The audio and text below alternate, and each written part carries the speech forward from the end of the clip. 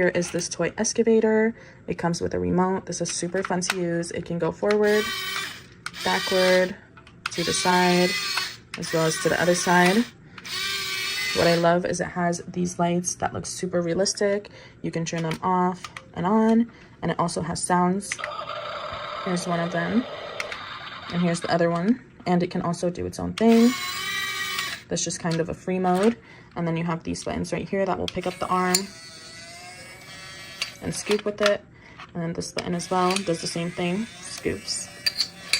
I love this toy. It works great on carpet. It works good on hardwood, tile.